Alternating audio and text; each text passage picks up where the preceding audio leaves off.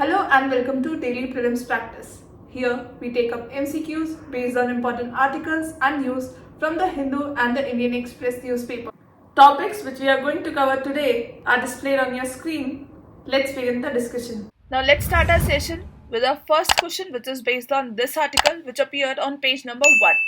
Context of this article is that Indian Space Research Organization's launch vehicle, that is LVM-3, placed 36 OneWeb satellites in a low Earth orbit following a successful launch from the Satish Dhawan Space Center at Sriharikota. Now UPSC has been asking questions based on the advancement with respect to space technology.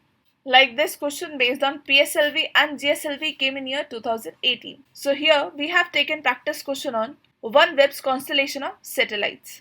Now in this question you have to identify correct statements. So the first statement is OneWeb uses a constellation of satellites placed in geostationary orbit satellites to provide broadband internet service. Now OneWeb uses a constellation of low Earth orbit satellites instead of traditional method of using satellites placed in geostationary orbit, that is 36,000 km above the equator, and this low Earth orbit satellites placed in orbit ranging from 200 to 1500 km from Earth. So the benefit of using low Earth orbit satellite is that it will significantly increase bandwidth and reduce latency. Now what is latency? Latency refers to time taken by a data packet to be transmitted from a user to the internet service provider through the satellite network. So with this our first statement is incorrect. Now let's come to the second statement.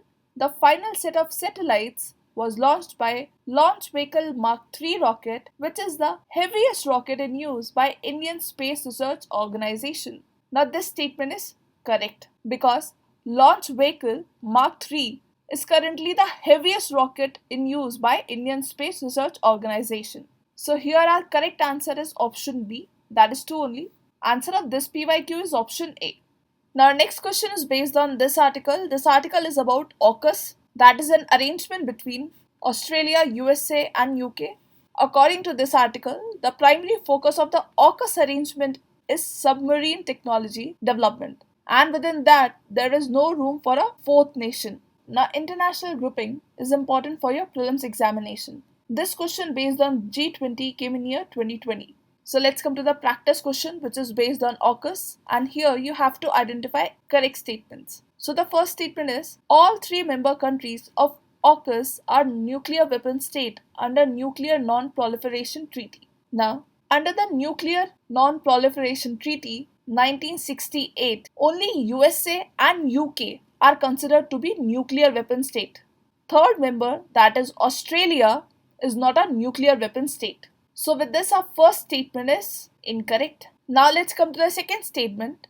Under the AUKUS, US and UK will give new nuclear powered submarines to Australia. Now under current AUKUS arrangement, Australia will receive at least 3 second-hand nuclear powered submarines from USA in the 2030s as an interim measure, and 5 new nuclear powered submarines to be designed and developed by the UK from the early 2040s to the late 2050s. So USA is providing second-hand submarines and UK is providing new nuclear powered submarines. So with this our second statement is also incorrect. So here both the statements are incorrect, so our answer is option D, neither 1 nor 2. Answer of this PYQ is option A. Now our next question is based on this article which appeared on page number 6.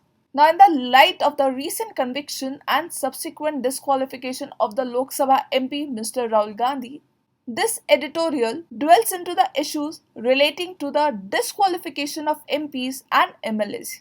Also, themes related to provisions dealing with elections, disqualifications of members of legislature has been a consistent inspiration for UPSC Prelims examination.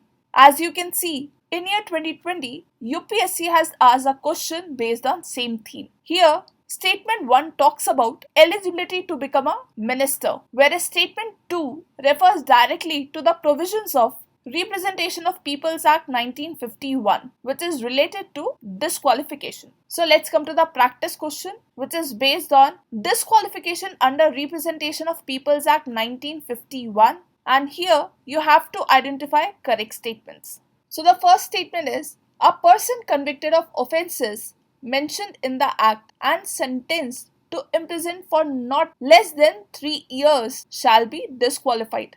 Now, Section 8 of the RPA Act 1951 specifies the various offences conviction for which entails the disqualification of a member of the legislature. According to clause 3 of this section says that person convicted of any offence other than those mentioned in the other two clauses and sentenced to not less than 2 years shall be disqualified from the date of conviction.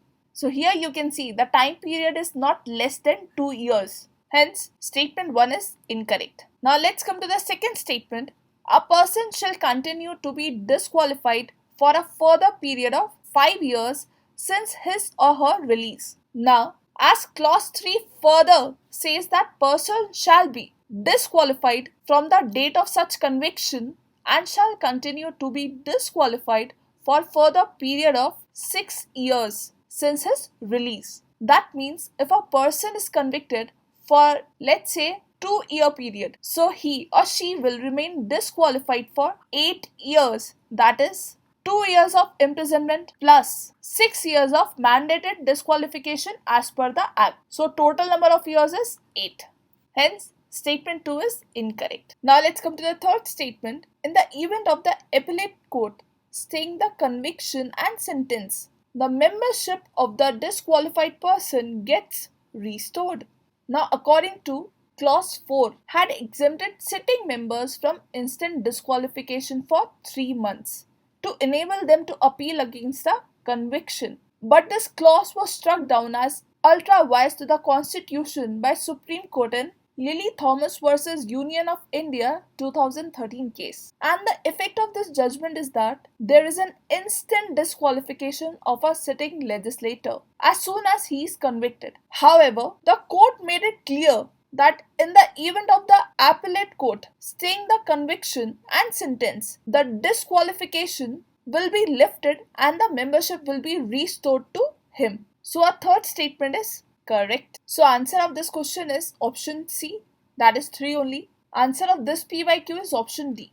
Now our next question is based on this article, which is about biotransformation technology, and this technology is developed by UK-based startup based at Imperial College in London. Now let's discuss important facts with respect to transformation technology with the help of MCQ. Now this theme is important because UPSC has been asking questions based on technologies which are quite helpful in curbing environmental pollution. Like this question based on bioremediation technique came in year 2017. So let's come to the practice question.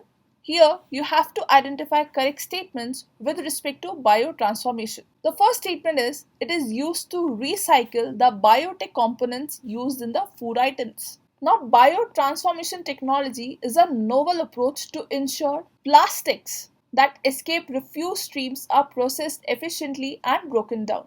Now, plastics made using this technology are given a pre-programmed time during which the manufactured material looks and feel like conventional plastics without compromising on quality.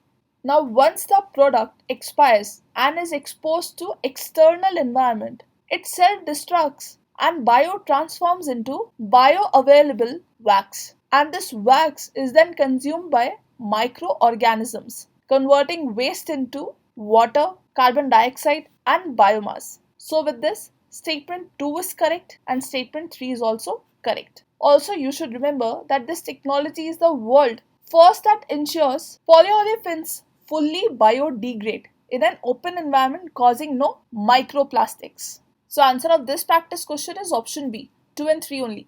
And that is the reason this technology is known as biotransformation, as it claims the technology would digest the plastic packaging waste naturally with the help of microbes and biodegrade the waste without leaving any microplastic. An answer of this PYQ is option C. Now our next question is based on this image which appeared on page 1, and this image entailed the view of the world highest railway bridge that is built at a height of 359 meters over the Chenab River in Jammu and Kashmir. This railway bridge is a part of Udhampur Srinagar Baramulla rail link project, which will connect the Kashmir Valley with the rest of the country.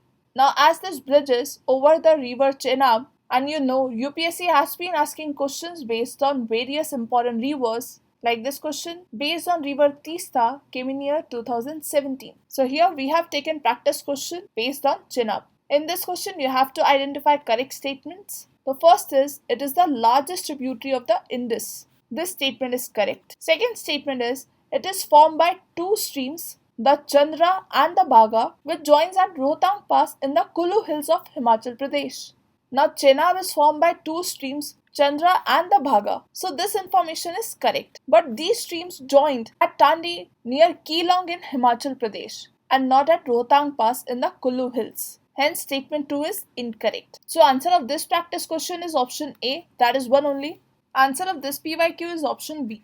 Now last question is based on this article which appeared on page 4 in the Indian Express. Context is that Lebanon has woken up in 2 time zones on Sunday amid an escalating dispute between political and religious authorities over a decision to delay the clock change by a month. So this clock change is related to daylight saving time, which is in practice in some 17 countries including those in European Union. But India does not follow daylight saving time. Why? Because countries near the equator do not experience high variation in daylight saving hours between seasons.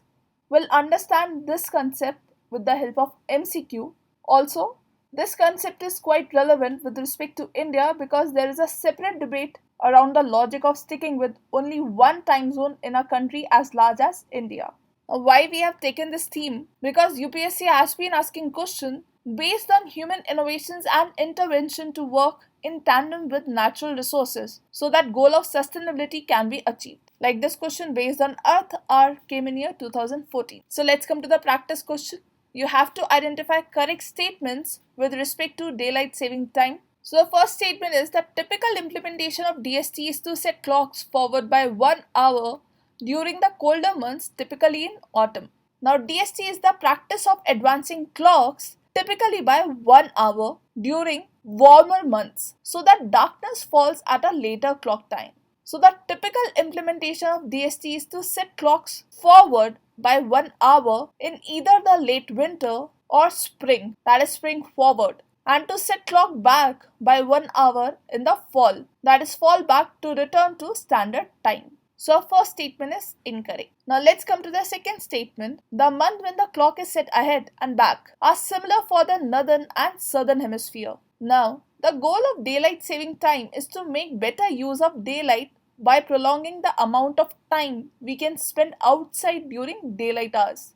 Now due to apparent annual movement of the sun in northern and southern hemisphere, warmer and colder months arrive at different times of the year in both the hemisphere. So thus, the months when the clock is set ahead and back differ between northern and southern hemisphere. So with this, statement 2 is also incorrect. So answer of this practice question is option D, neither 1 nor 2. Answer of this PYQ is option C.